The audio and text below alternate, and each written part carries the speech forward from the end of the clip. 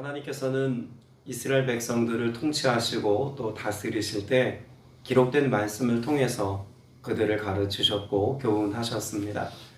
그것은 비단 하나님께서 아브라함을 또 이삭을 야곱을 직접 만나셔서 하나님의 음성으로 그들에게 말씀하신 것과 다름없이 동일한 능력으로 역사하셨다는 것을 성경은 우리에게 분명히 말씀하고 있죠. 특별히 11장의 말씀에도 보면 18절, 19절 말씀에 하나님께서 그 말씀을 그 백성된 자들이 가까이 하며 살아야 할 것을 말씀합니다. 이러므로 너희는 나의 이 말을 너희 마음과 뜻에 두고 또 그것을 너의 손목에 메어 기호로 삼고 또 너희 미간에 붙여 표를 삼으며 또 그것을 너희 자녀에게 가르치며 집에 앉았을 때이든지 길을 갈 때이든지 누워 있을 때이든지 일어날 때이든지 이 말씀을 강론하며 또 내 집 문설주와 바깥문에 기록하라 라고 말씀합니다. 기록된 하나님의 말씀을 그들이 가까이 하고 또 그 말씀을 읽고 묵상하고 말씀을 통해서 하나님이 들려주시는 내면의 소리를 들을 때 비로소 하나님께서 우리에게 행하시는 하나님의 역사를 보게 된다고 말씀하고 있습니다. 여러분, 이것을 우리가 신앙생활에 잘 접목해 보면 하나님의 하나님 되심을 경험하는 것, 그래서 오늘이라는 때에 내 삶에 직접 하나님이 말씀하시는 그 말씀에 성취되어 일하시는 하나님을 경험하려면 그 무엇보다 하나님의 기록된 말씀을 가까이 하고 또 그 말씀을 내 마음에 새기고 준행하는 삶을 살아가는 것으로부터 시작된다고 볼 수 있습니다. 구원은 전적인 하나님의 은혜입니다. 우리가 믿음으로 하나님께서 우리에게 선물같이 주신 보배롭고 귀한 은혜의 역사입니다. 그러나 구원받은 하나님의 백성이 구원 이후의 삶을 어떻게 살아갈지에 대해서는 스스로 결정하고 선택할 수 있도록 하나님이 길을 열어놓으셨습니다. 구원받은 우리가 구원 이후의 삶을 어떻게 살 것인가? 여러분, 이것은 말씀이 우리의 삶을 결정하는 대로, 말씀이 우리의 삶을 견인하고 인도하는 대로 살아가는 방식이어야 한다는 것입니다.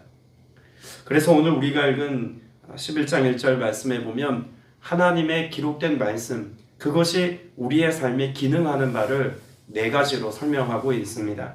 자, 1절 말씀 보시면 그가 주신 무엇이라고 제일 먼저 기록되어 있죠? 책무라고 기록되어져 있습니다. 책무는 반드시 가야 할 길입니다. 반드시 그렇게 살아내야 할 삶의 내용이고 태도입니다. 하나님은 이미 출애굽기, 레위기, 민수기, 신명기 말씀을 통해서 끝없이 그 택한 백성의 삶의 모습은 이러해야 한다고 가르쳐 주셨습니다. 십계명의 내용뿐만 아니라 성막에 관한 말씀, 또 성막 안에서 하나님과 어떻게 교제하고 또 그 음성을 듣고 그 길로 나아갈지에 대한 말씀, 가나안 땅에 들어가 어떻게 살지에 대한 교훈의 내용에 이르기까지 하나님의 백성된 자들이 왕 되신 하나님 앞에서 어떻게 살아야 할지 마땅한 바를 하나님은 이미 말씀해 놓으셨습니다. 그 마땅한 바대로 살아가도록 가르쳐 교훈하신 것이 말씀에 기록되어져 있는 책무입니다. 법도라고 나와 있는 두 번째 단어는 어떤 역할을 말씀하는 걸까요? 마땅히 가야 할 길을 가야 함에도 불구하고 우리의 삶이 그릇된 길로 갈 때가 있습니다. 그때에 우리가 잘못된 방향을 향해 가고 있다는 것을 깨닫게 해주는 것, 이것이 법도의 기능입니다. 그래서 하나님께서 우리에게 원하시는 삶을 온전히 살아갈 수 있도록 말씀은 끊임없이 우리에게 가르쳐 교훈하고 있음에도 불구하고 우리 인생은 그 말씀대로의 삶을 잘 살아내지 못하는 한계와 연약함 가운데 있다는 것도 드러내고 있는 거죠. 그러나 하나님께서 기록된 말씀을 통해서 우리의 인생을 돌아보고 회개하고 하나님 앞에 얼마나 나약한 자임을 인정할 수 있는 은혜의 길을 열어놓으셨다는 것을 우리가 안다면 하나님의 말씀으로 우리의 삶을 점검해보고 다뤄보는 것은 정말 필요한 일입니다. 하나님께서 예언서 말씀을 통해서 다림줄이라고 하는 표현을 쓰셨습니다. 건축물이 잘 지어지고 있는지, 균형이 맞는지, 그래서 그 선을 따라서 건축 양식을 따라서 잘 지어지는지를 그 다림줄을 통해서 알아보라고 말씀하고 계시죠. 여러분, 인생의 달인줄 무엇입니까? 기록된 하나님의 말씀입니다. 성경을 통해서 우리 인생의 경건의 삶을, 거룩의 삶을, 하나님의 백성다움의 삶을 살아가고 있는지를 우리 스스로 다루어 보고 점검해 봐야 합니다. 말씀 없이는 결코 우리의 인생의 방향이, 우리 인생의 양식이 하나님께서 원하시는 것인지 아닌지를 분별할 수 없기 때문입니다. 세 번째로 규례를 주셨다고 말씀합니다. 규례라고 하는 것은 무엇을 의미할까요? 말씀을 통해서 우리의 새롭게 되어짐의 은혜를 말씀하는 것입니다. 앞에서 말씀했던 책무가 마땅히 가야 할 길이라면 법도는 그 가는 길을 왜곡하여 갈 때 우리를 비추어주는 역할을 합니다. 그런데 동시에 그 길로, 잘못된 길로 나아가 우리의 삶이 일그러지고 망가지고 훼손되어지고 딱딱하게 굳어졌을 때 이것을 회복하는 기능도 무엇이 갖고 있다는 말씀인가요? 말씀이 우리의 삶을 회복하는 기능을 한다는 것입니다. 그것이 규례가 가지고 있는 힘인 것이죠. 우리 인생은 앞서 나누었던 것처럼 끊임없이 하나님께서 원하시는 길과 다른 길로 가고자 하는 육체의 욕망이 있습니다. 그런데 그런 일그러진 마음이 항상 훼손되고 깨진 상태로만 있다면 회복 불능의 상태가 되고 말지 않겠습니까? 하나님의 백성답게 살아가는 일은 애초에 불가능한 일처럼 여겨질지도 모릅니다. 아니, 우리 스스로가 그렇게 끝없이 잘못된 길을 선택하는 것에 대한 자괴감을 가지고 살아갈지도 모릅니다.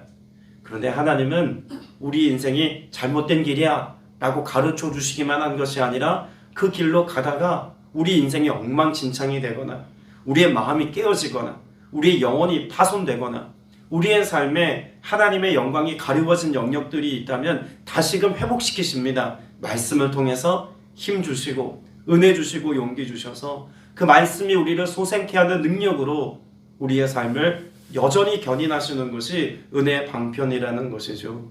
여러분, 말씀은요, 창조의 능력이 있는 것과 함께 회복의 능력이 있습니다. 때문에 우리가 늘 말씀 앞에 서야 하는 것입니다. 연약해도 괜찮습니다. 때로 실수하고 잘못된 길로 갔을지라도 하나님의 용서와 은혜는 우리의 삶에 늘 무한히 우리의 삶에 반복됩니다. 그렇다고 해서 우리가 의도적으로 죄짓기를 밥 먹듯이 해서는 안 되겠으나 하나님의 자비와 용서가 끝이 없다는 사실을 우리가 신뢰한다면 우리의 잘못된 길로 나아감이 말씀 안에서 회복되기를 소망하며 기도하는 일은 오늘도 여전히 이어져야 할 일입니다. 마지막 네 번째가 명령입니다. 명령이라고 하는 것은 회복된 우리가 지속적인 거룩의 삶을 살아갈 수 있도록 끊임없이 인도해 주심에 관한 약속입니다. 하나님은 우리를 회복시키셔서 회복된 상태로 다시 방종하여 살아가도록 방치하지 않으십니다. 하나님은 우리를 고와 같이 내버려 두지 아니하시고 자녀가 된 우리의 삶을 책임져 주셔서 회복된 길로 나아가기까지 견인하시고 인도하시고 주장하신다고 말씀하고 있죠. 여러분이 1절에 기록되어져 있는 책무, 법도, 규례, 명령, 여러분 이것을 사도 바울은 자신의 언어와 또 신약의 교회 공동체에게 다른 언어의 형태로 설명해 주었습니다. 여러분 이미 잘 알고 있는 말씀일 겁니다. 디모데후서 3장 16절입니다.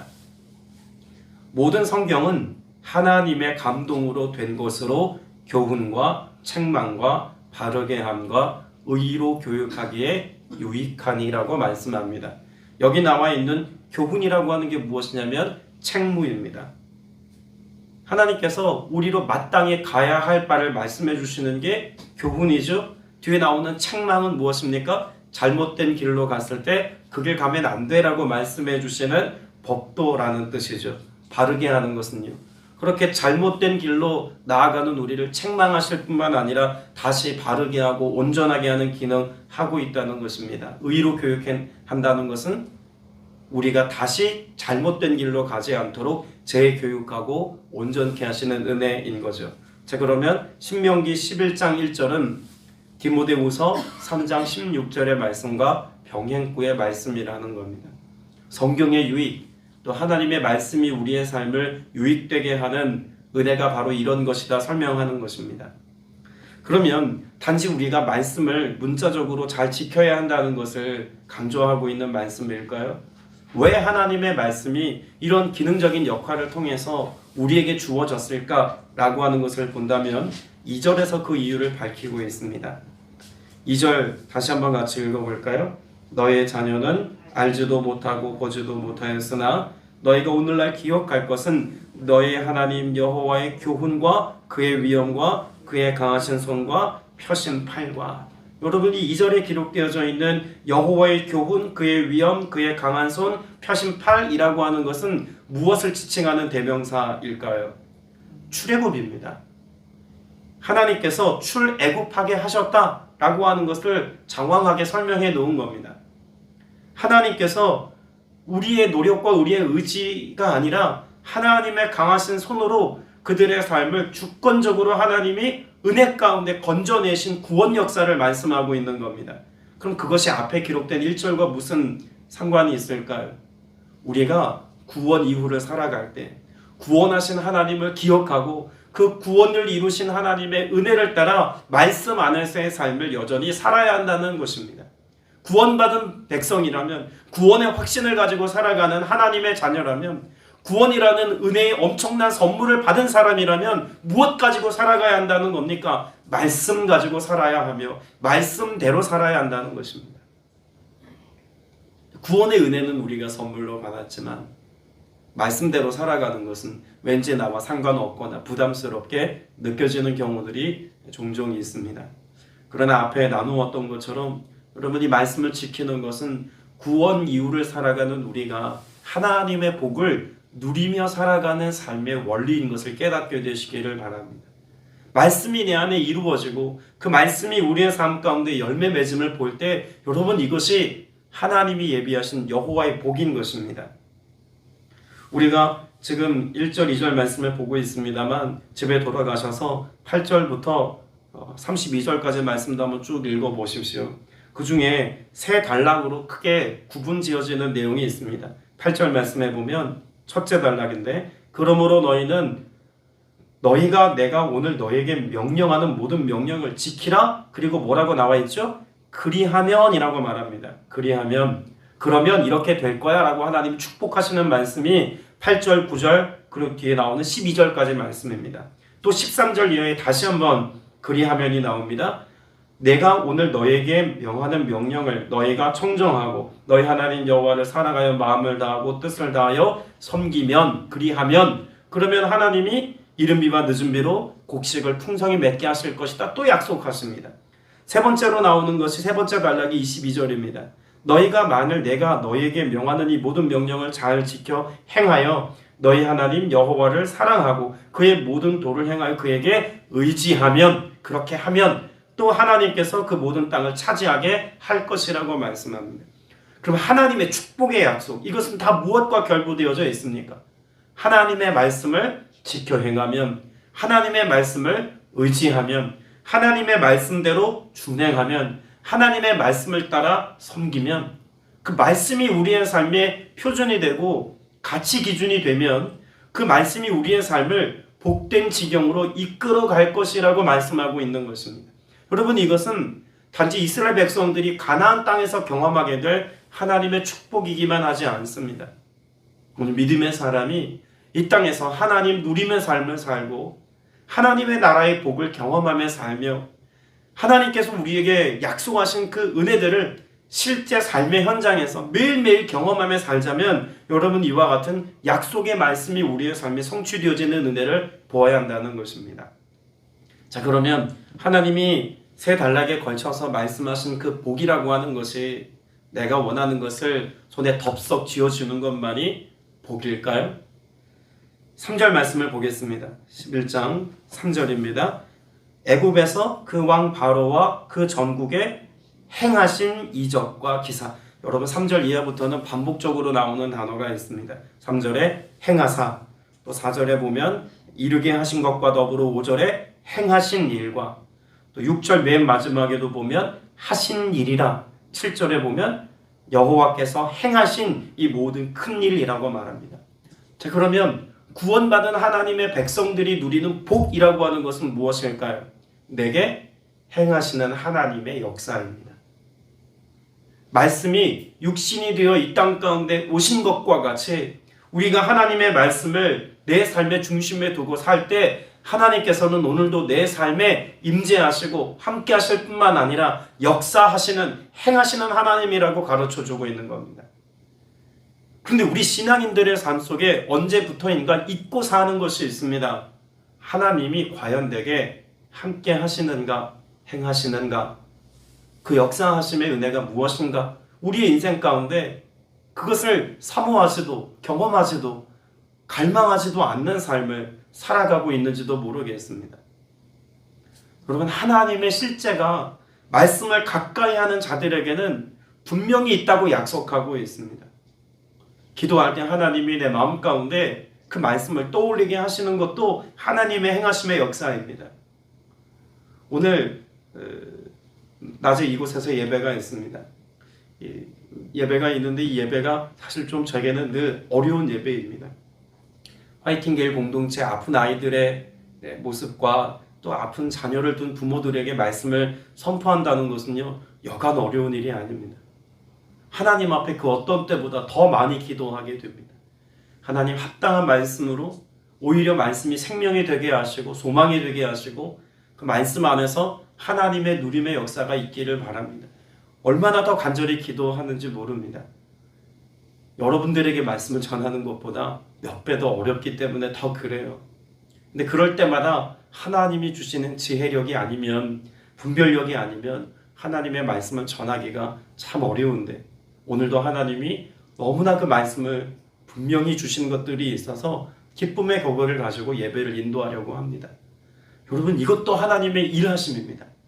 말씀을 전하는 종이 하나님의 말씀을 하나님으로부터 받았다는 확신과 기쁨의 고백을 갖는 것, 이게 하나님의 일하심이라면 그건 비단 저에게만 허락되는 은혜가 아닙니다. 여러분에게도 마찬가지죠. 하나님이 여러분 마음 가운데 이미 두신 말씀을 깨닫게 하시고 이것을 어떻게 선포해야 되게 할 것이고 이것을 삶으로 어떻게 살아가야 할지 깨닫게 하시고 분별케 하시고 알게 하신다면 여러분, 이건 하나님이 행하신 일입니다. 그리고 그 이후에 무엇도 보게 하실까요? 그 예배 안에 주신 감격과 기쁨을 누릴 것을 하나님이 이미 예비해 두셨으니 이것을 누림이 하나님의 행하신 일 아니겠습니까? 어떤 이들은 그 말씀을 통해서 위로를 받고 인생이 회복될 것이니 그 또한 하나님의 행하실 일일 겁니다. 그 말씀을 의지하여 기도하는 자가 회복과 치유를 경험했다면 그 또한 하나님의 행하신 일입니다. 그 하나님의 행하신 일의 출발선에 무엇이 있습니까? 여호와의 말씀이 있다는 것도 우리는 기억해야 합니다. 오늘까지 이른 것, 오늘 4절에 보면 오늘까지 이른 것, 이것도 하나님의 행하심의 역사라면 오늘 이 하루를 살아가는 동안 여러분의 평생에 그 이전의 모든 생애부터 오늘까지, 오늘 이르게 하신 이 모든 하나님의 행하심이 무엇에 대한 은혜라는 것입니까? 하나님의 말씀이 이루어짐의 은혜이기에 오늘 이 아침에 여러분이 예배하는 이 순간까지 이곳에 있다는 것 아니겠습니까? 오늘 말씀해 보면 26절에 이렇게 말씀합니다. 11장 26절에 내가 오늘 복과 저주를 너희 앞에 두나니. 여러분, 근데 이 말씀을 11장 말씀을 읽어보면요, 하나님의 축복의 말씀이 가득합니다. 그런데 여기 말씀 저주라고 말씀하시는 내용은 딱 한 가지 내용만 하나님이 다루고 계십니다. 그것이 16절부터 17절인데 너희는 스스로 삼가라 두렵건대 마음에 미혹하여 돌이켜 다른 신을 섬기며 이것에게 절함으로 여호와께서 너에게 진노하사 하늘을 닫아 비를 내리지 아니하며 땅이 소산을 내지 아니하게 하심으로 너희가 여호와께 주신 아름다운 땅에서 속히 멸할까 하노라. 하나님 딱 한 가지 명령하셨어요. 무엇을 하나님 경계하라고 말씀하셨습니까? 다른 신을 섬기며입니다. 그런데 다른 신을 섬기기 시작하는 그 출발선에 무엇이 있냐면 미혹하여입니다. 미혹하여. 그럼 말씀으로부터 우리의 삶을 돌이켜 하나님의 약속의 말씀인 하나님의 축복을 빼앗는 것이 뭐라고 가르쳐주고 있는 걸까요? 미혹하여입니다. 여러분의 마음 가운데, 생각 가운데 말씀을 빼앗는 미혹하는 것이 무엇인지 여러분의 삶을 잘 점검해 보시기를 바랍니다. 기도 중에 하나님, 내가 말씀대로 살지 못하여 나를 미혹하는 것이 돈입니까? 명예입니까? 육체의 정욕입니까? 아니면 다른 세속의 가치입니까? 무엇인지 여러분 하나님 말씀 앞에서 여러분의 삶을 마치 MRI 찍듯 한번 말씀으로 여러분의 삶을 찍어보시기 바랍니다. 분명히 보여주십니다.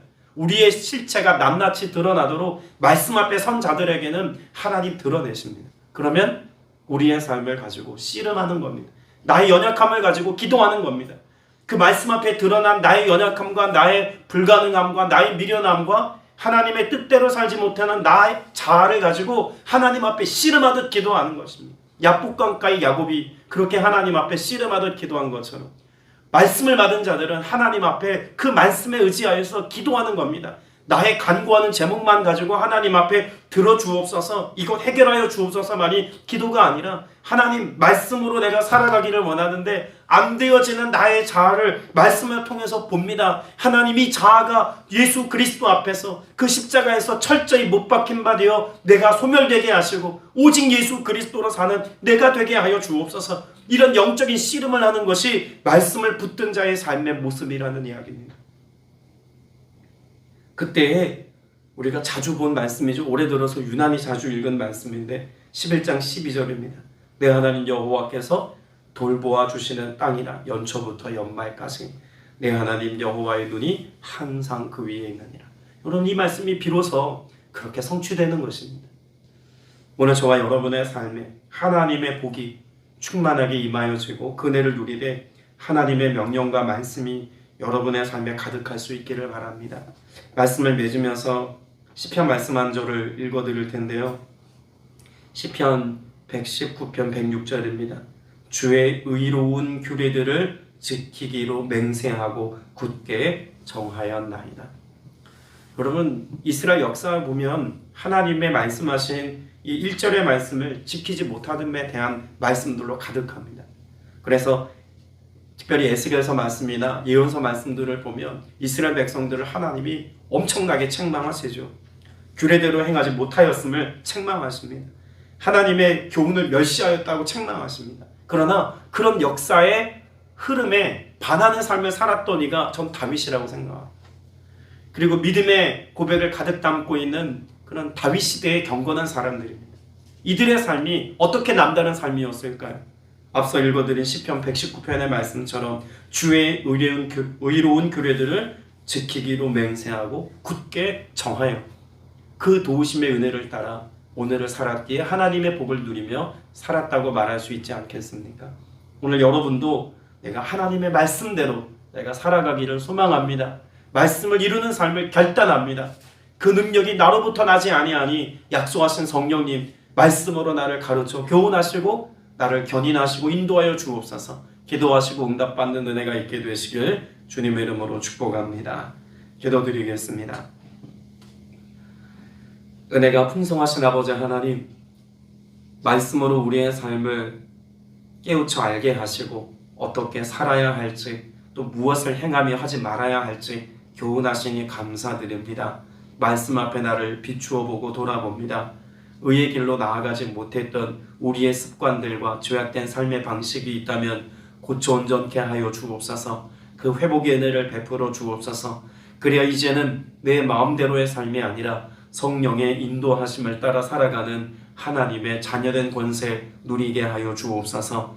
그 말씀을 가득 담고 그 말씀을 삶의 중심에 두고 오늘을 살기 원합니다. 말씀이신 예수 그리스도, 그 주님이 가신 길을 우리도 겸손히 순종하며 따라갈 수 있는 믿음의 백성들 되게 하여 주옵소서. 예수 그리스도의 이름으로 간절히 기도드렸사옵나이다. 아멘.